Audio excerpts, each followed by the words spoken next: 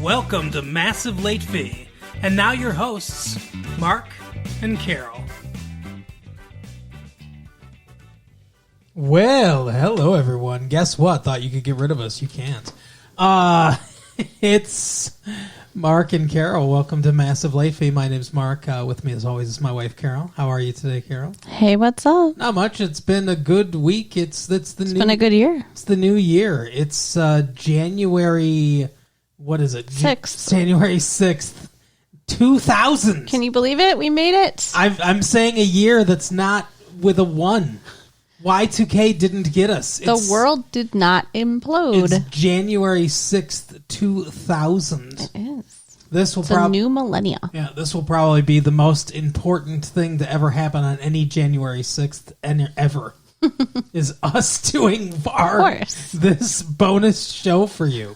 So obviously, again, there's nothing going on. Next week we will be back with 90210 and Dawson. Yeah, comes back next week. Buffy won't come back until the week after that. Slayer talk. But we will be back with Horny Creek and the 90210 show next week. But this week we have a little special for you.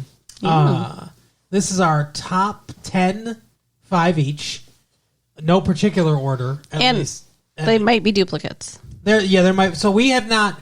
Okay, it's our top 10 movies of the 90s. In theory, it may be our top 5. It's top 5 for each of us. It's top 5 for each of us.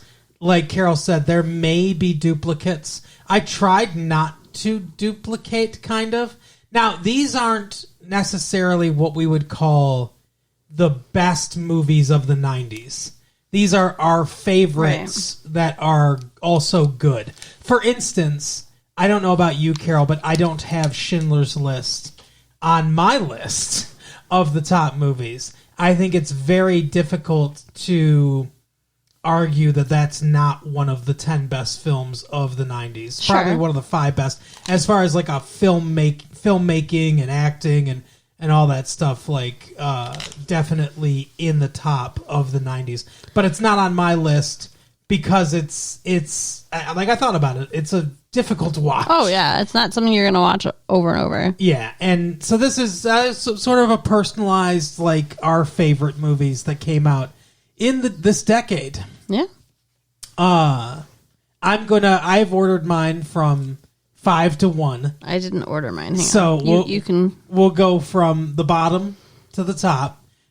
These are, like I said, our own personal. I guess I'll go first. Well, let's each do 5 and then 4. So just talk for a second. Well, you can.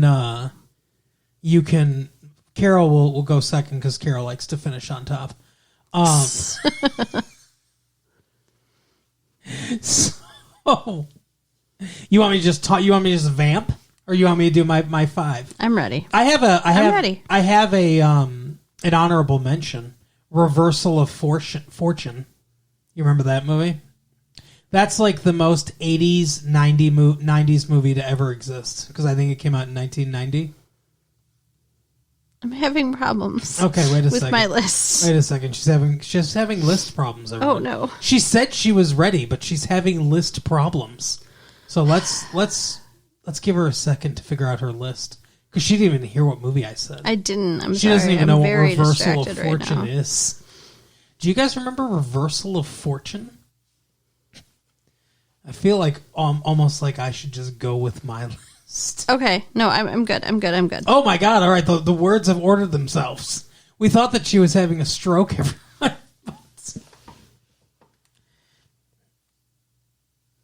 You're making a face like you're saying you're good, but you're not good. I'm good. Are you sure? Mm-hmm. You go with your 5. Well, can I talk about my honorable mention, Reversal of Fortune? Oh, okay. I don't even know that movie. It's Jeremy Irons and Glenn Close. It's about the real story of Klaus von Bülow and Sonny von Bülow. Sonny von Bülow was like they were like rich socialites or whatever. She was diabetic, Sonny von Bülow, and she went into a coma, like an intractable coma. Mm-hmm. And then Klaus von Bülow was put on trial for homicide. and he hired law professor and lawyer Alan Dershowitz to defend him, and then he spoilers everyone for reversal of fortune, but he ends up getting acquitted of murder because like he was the prime suspect. They thought it was foul play. I guess maybe it was just she went into diabetic shock. But it's based on the book by Alan Dershowitz. I now have an honorable mention because I thought of a movie I left off my list. Yeah. Yeah. What is it? Man on the Moon. Oh, okay. That a new one. No. Oh, okay. Not the Jim Carrey one. Or Man in the Moon, maybe. Yeah. Man in the Moon. It's Reese Witherspoon? yeah. I think Reese Witherspoon was in it. Yeah. It's the one where like the boy, dies on a tractor accident and like the two sisters are in love with him and all about their relationship. It's a good one. It's very sad. It's very Little Women. I wouldn't go that far. It's very grown women. It's a good and sad movie. It is a good and sad movie. Well, that's I guess what makes me think of Little Women. But yeah, Reversal of Fortune. Jeremy Irons won the Academy Award for Best Actor in that movie. It's a fantastic film. Very well made. So if you want, check it out. My number 5. And I struggled to figure out which one of these I would put on the bottom. Mm-hmm. But my number 5 is JFK. Oh God. Oliver Stone's John Fitzgerald Kennedy. I hated that movie. You hated that movie? Yes. Oh my God, it's so good. So long. It's a long movie, and there's a lot of great actors in it. You're talking about your Kiefer's Sutherland, your Costner's Kevin. What? Right. What is your face? What do you mean? I don't agree with the point of view of the movie. It's one of those movies that has a very clear point of view. John F. Kennedy was murdered by a conspiracy of whatever. I mean, name it. The mob, the government, fucking Lyndon Johnson was behind it all, or whatever. Like, it's a whole list. They have a very clear point of view of, like, Jim Carrison's point of view or whatever. This was a conspiracy. It's not just Lee Harvey Oswald, Magic Bullet, all that shit. It brought all of that to the forefront from the like pulpy back pages of, I don't know, Merchant Marine magazines to the mainstream. It brought all of that to the mainstream. And it's one of those movies I don't agree with its point of view at all, but it is a highly entertaining film. I mean, Tommy Lee Jones as the gay like fucking nightclub dude. I mean, it's brilliant. Like, the performances are amazing, and it's a weird, almost at times surrealistic film. It's very good. It's like a fever dream of a movie, but it's awesome. Huh. I don't remember it that way. Okay. I remember it being kind of boring. I think we need to watch it again. No, thank you. All right. Well, we'll see. Maybe I'll make you. No. I can tie you to the bed and make you watch the movie. Gonna tape my eyes open, Yes, like Clockwork in Orange style. like in. Oh, okay. I was thinking of the other one that we watched, Conspiracy Theory. Oh yeah, they did that in the Conspiracy Theory. That's right. But no, Clockwork Orange style. Okay. Ultra violence and all that. What's your number 5? Terminator 2. Oh, Terminator, the second Terminator. Yeah, Terminator 2. Terminator, this time it's personal. Terminator 2, one of the best films of the 90s. I think that would be on most people's lists. I love Terminator 2. I would be back. Like, Arnold Schwarzenegger is the best in that movie. Mm-hmm. And like, just the sadness at the end with his little thumbs up, Right. Yeah. Iconic. Yeah, absolutely iconic. Also iconic, that one buddy of John Connor's at the beginning. Remember, John Connor's friend, the T-1000 or whatever, comes and's like, he's dressed like a cop, and he's like, "Hey, you know this guy?" And he's like, "No, I don't know that guy."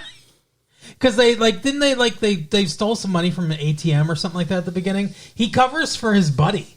Like, if he had just been like, oh my God, if he'd gotten panicked and he was like, Oh yeah, he's right over there. Humanity's fucked. Yeah, It's the end of the world. That's true. This guy was a ride or die friend, you know?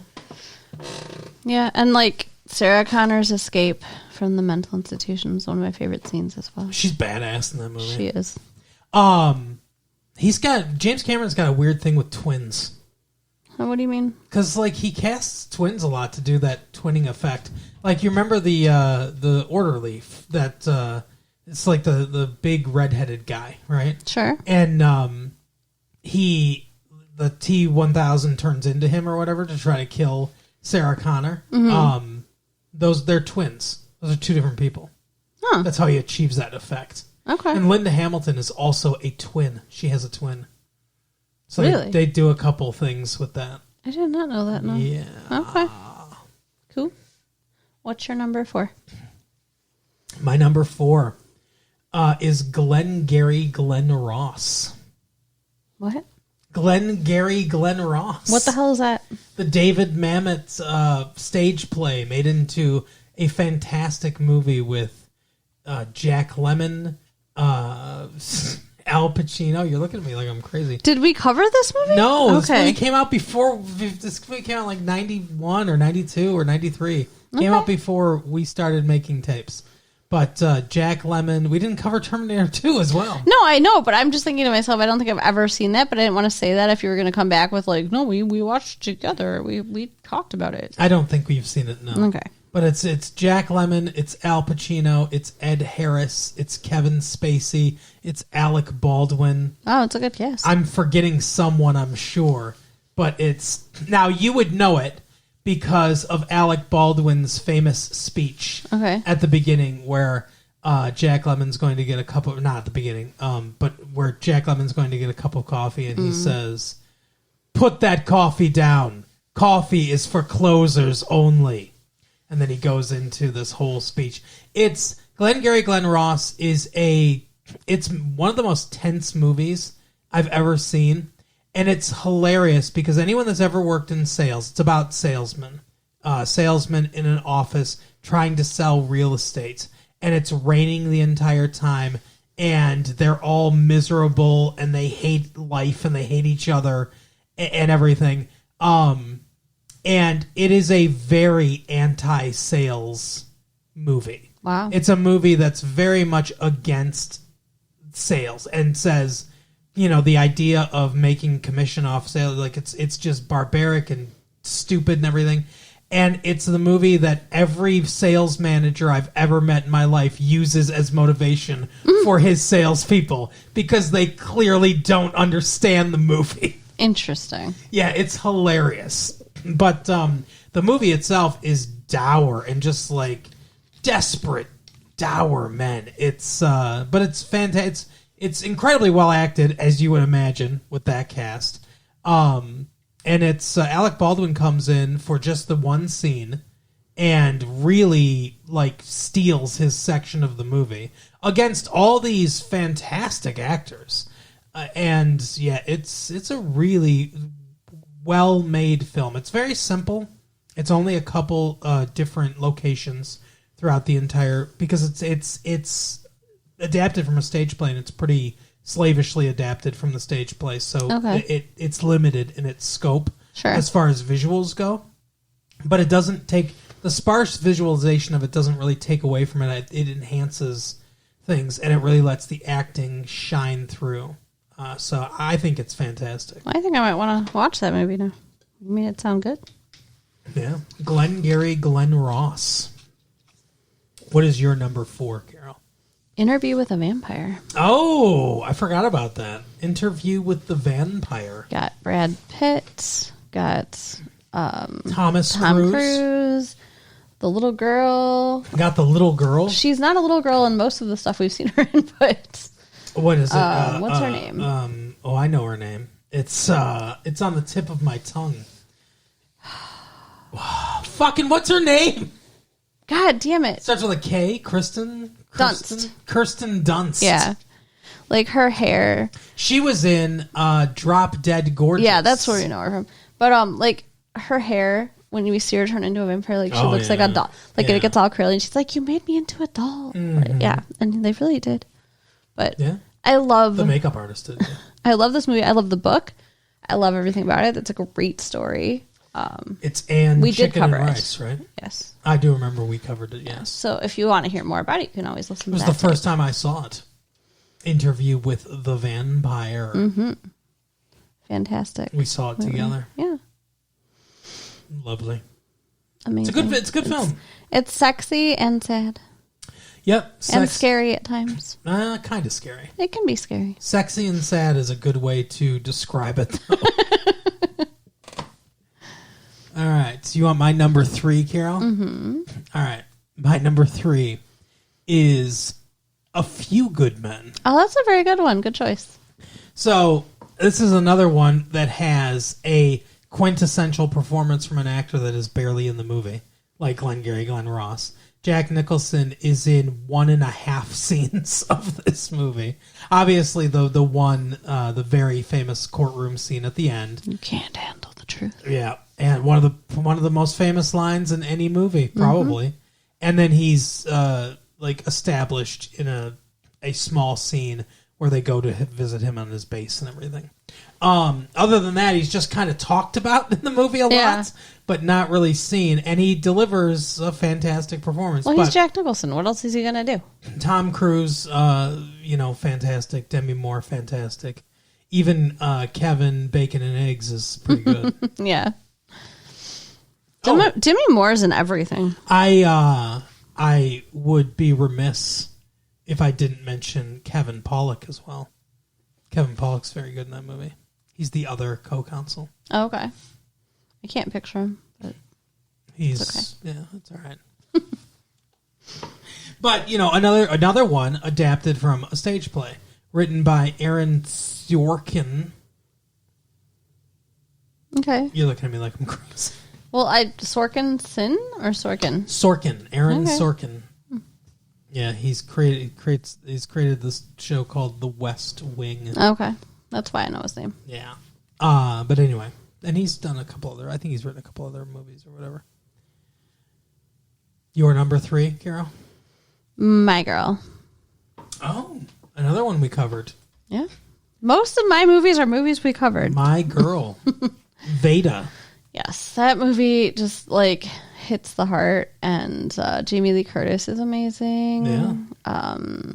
Sad again, not Yeah, quite as sexy. I know. I pick sad shit sometimes, but that's okay. That's my vibe. Macaulay Culkin, Yes. he steals the show. Yeah. Too bad he fucking tricked those bees or whatever. What, tricked them? Well, he tricked him into killing him. Now they're on trial for murder. Poor bees. Oh my god! But yeah, one of the saddest but best movies. I think I love the story. This coming of age He in the needs his 70s. He needs his glasses. Where are his glasses? Oh yeah. my god. Yes. Yeah, it's a good one. It's a very good one. Yeah, like you said, coming of age. I feel like it's one of those movies that it's obviously told from the point of view of the kids, and it's a fascinating tale with these kids and everything. There is a completely different movie. I might have said this at the time, but there is a completely different movie from Dan Aykroyd's point of view. Oh yeah. Or Jamie Lee Curtis's point of view. Yeah, hers especially. I think that would be a really interesting perspective. Yeah, because she's the one coming into the established situation, so the screenwriting instinct would be to write it from her point of view. But yeah, and she's coming away from a clearly abusive relationship and everything. There's a whole other movie going on that's only really hinted at because the scope is limited because it's her point of view. But it's a really well written film. I like movies like that where you can tell other things are going on, but we don't really have time for it, so it's just hinted at this other shit's going on too. I like that because that makes the world bigger. Exactly, and that makes it seem more real, more like real life. Because that happens all the time where people have things going on that we only kind of catch glimpses of. Yeah. But yeah, another fantastic movie. I was very difficult for me to because we haven't covered any of mine except for one. Okay. Only one movie that I counted in my top 5 did we cover, and it was very difficult for me to figure out what number 1 was going to be. But number 1 is going to be one that we covered. But wait, we're talking about number 2 right now. Yes, because number 2 is Silence of the Lambs. Oh, good choice, good movie. So Jonathan Demme directed Silence of the Lambs, another movie with an iconic performance by an actor that is barely in the film. It's so weird. With Anthony Hopkins. He just has such a presence. It feels like he was there the whole time. I don't remember the exact count now, but I read it, I think in Variety or something like that. I want to say he's on screen for like 11 minutes. Crazy. Or something like that of the movie, but I mean, every marketing bit, every image, every like little clip you see on TV, anything that people talk about of the movie is the "Hello, Clarice. I ate his liver with some fava beans and a nice." I'm going to pronounce it wrong. Chianti. Chianti. I know, but he says Chianti. Oh, weird. Yeah, because he mispronounced it. That's the one thing that like you could really hammer Anthony Hopkins' performance on, I guess, is that Dr. Hannibal Lecter would not pronounce it Chianti like he does. But he just couldn't say it, I guess. But obviously, one of the best performances of the decade for Anthony Hopkins. I would say, I don't know if I would say a career-making performance, because he obviously had a successful career prior with the Merchant Ivory films and stuff like that. But I would say this brought him to another level, a more mainstream. I'm sure it got him work. A more mainstream level where he became much more of a household name and elevated him more to like this is one of the best actors of our time right now. Where I don't think he was necessarily thought of that way before this movie. Yeah. Then Jodie Foster. Jodie Foster is always amazing. And Jodie Foster's been working since she was a kid. Yeah. I mean, Taxi Driver and all that stuff. So Jodie Foster's, been known. And of course she did Maverick afterwards, which is, it's always good. We talked about that. But yeah, fantastic film. I'm sure I've mentioned it before, but I like the way that Jonathan Demme, it's almost Jack Nicholson-like. In The Shining, I don't know if you ever noticed this, but Jack Nicholson in The Shining has several moments where he looks directly at the camera, looks directly down the barrel of the camera lens, just briefly, and then like flicks his eyes away. But it's an intentional choice by him or Stanley Kubrick or both, I don't remember, to unnerve the audience.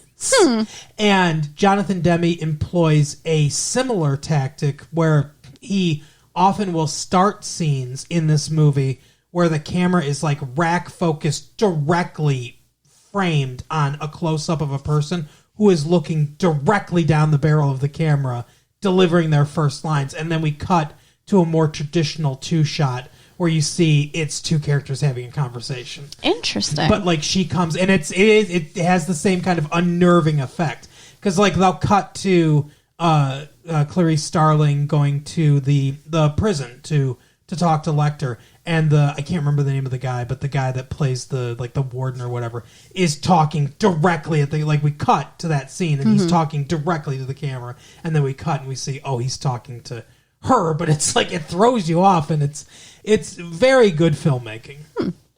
That is very good. So that is my my second best of the 90s. Carol, what's your number 2? Go. Oh yes, Go. You liked that a lot. I've heard of people. I've heard a couple people call it baby's first Pulp Fiction, or whatever.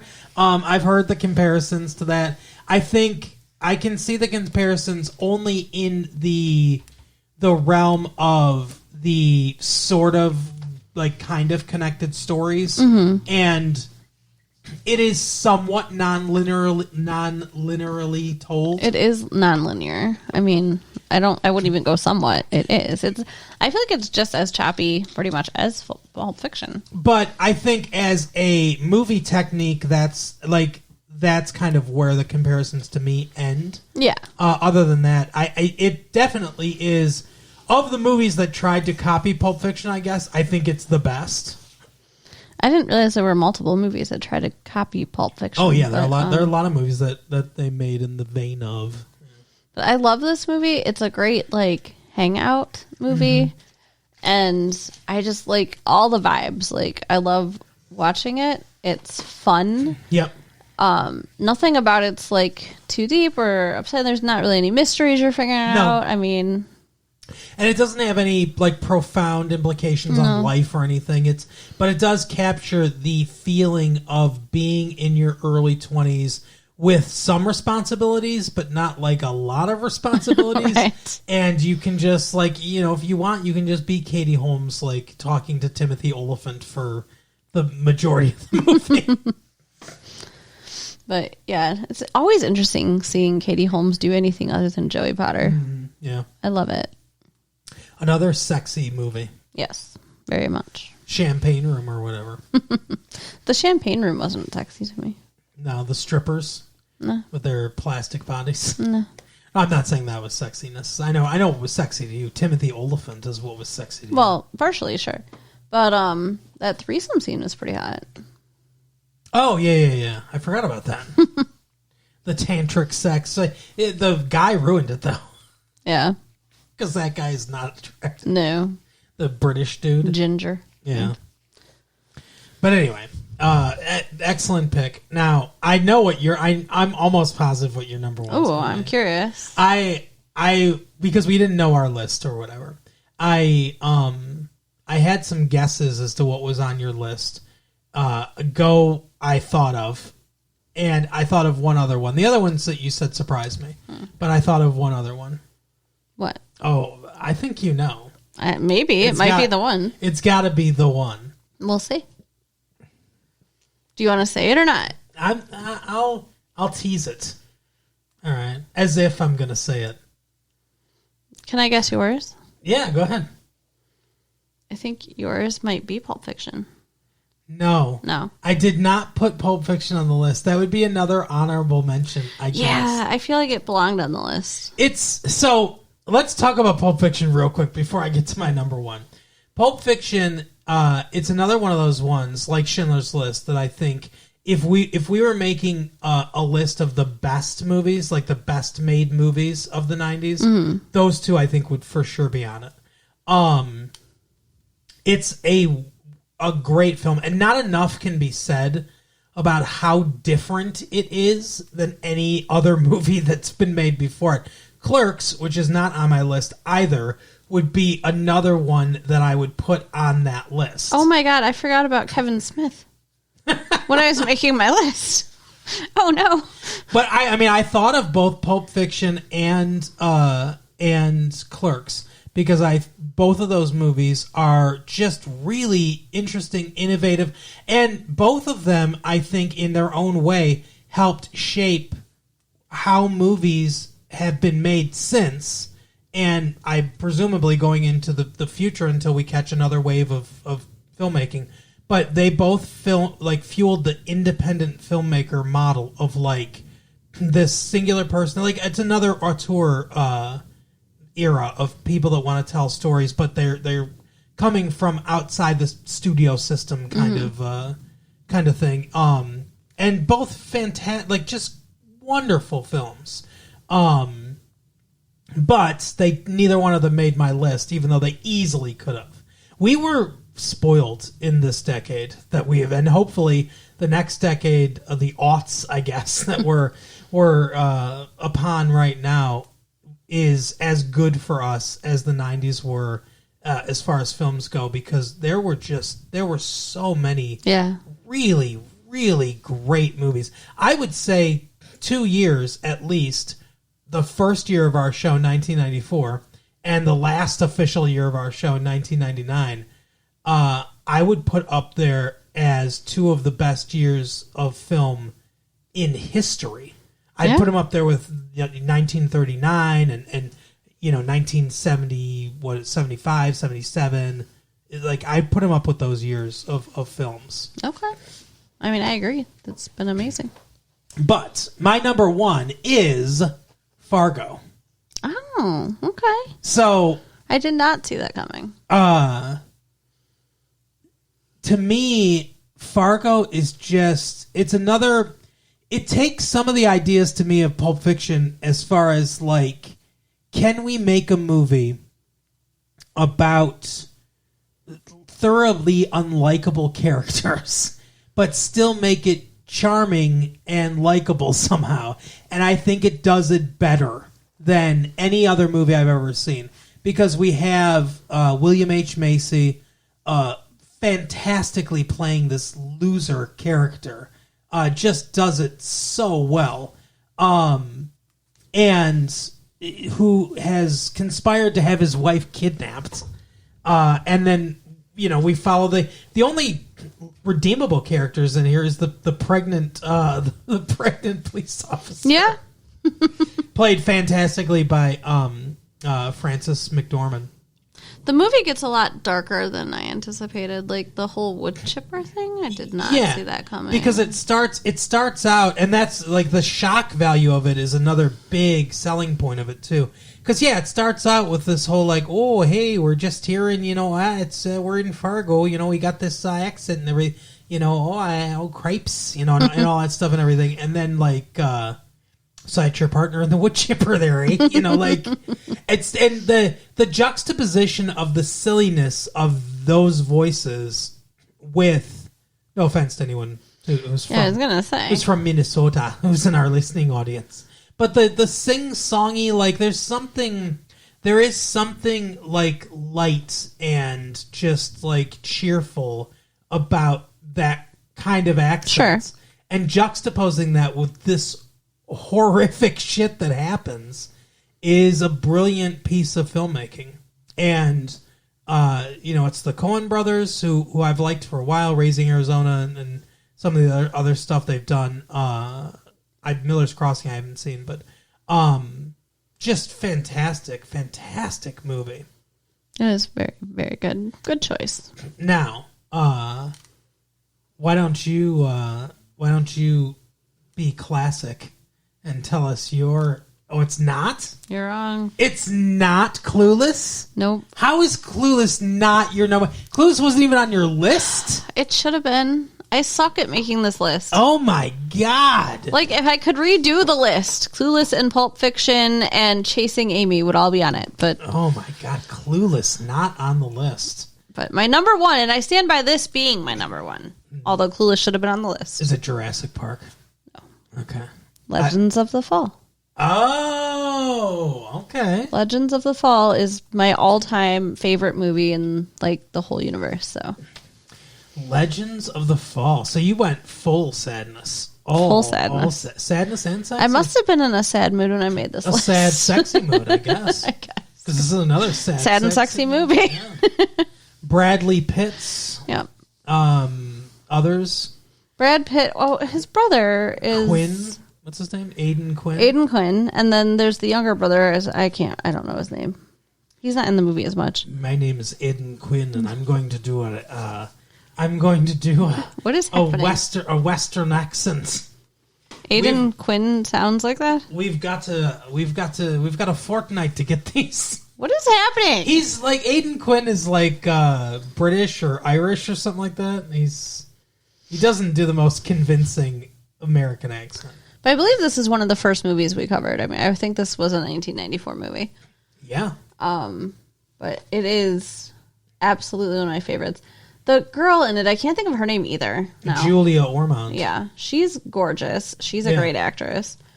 Another Anthony Hopkins one. Anthony Hopkins. Anthony Hopkins is in this. Steals the show. I love, and like when he has the stroke and he's got the chalkboard around his neck and the other brother though is Henry Thomas, the younger one from E.T. Oh, okay. Elliot from E.T. Yeah.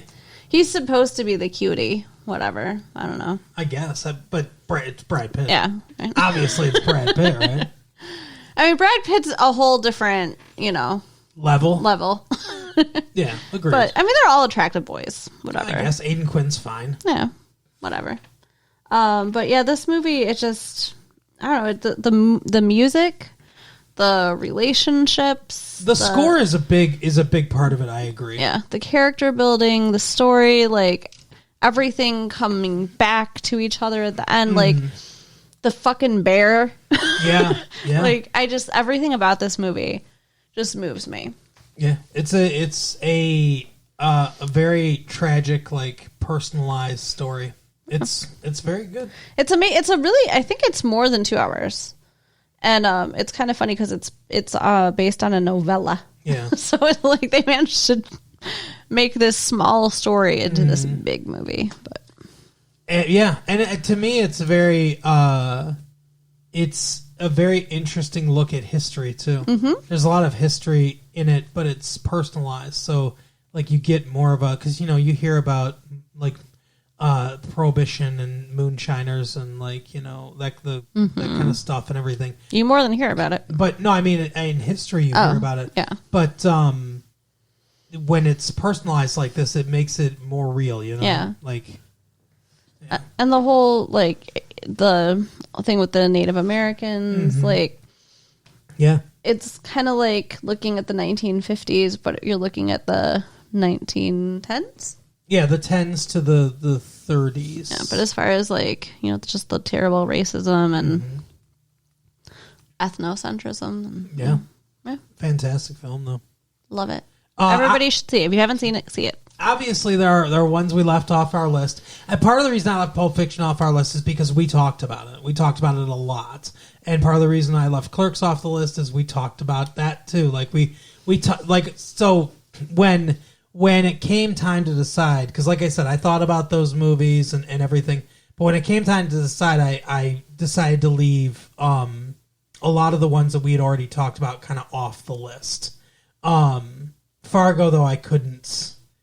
It's probably my favorite, and Magnolia I thought of too. Yeah, it was very good. But I feel there's a little bit of recency bias there too, though. But I thought Magnolia was fantastic. Like I said, we were spoiled for choice in this decade, and hopefully films are good going into the future. Yeah. And we will be here periodically talking to you about movies as we move into the future. But Carol, and if you'd like to share, your top movies of the 90s, feel free to write us. Yeah, at latefee1994@aol.com.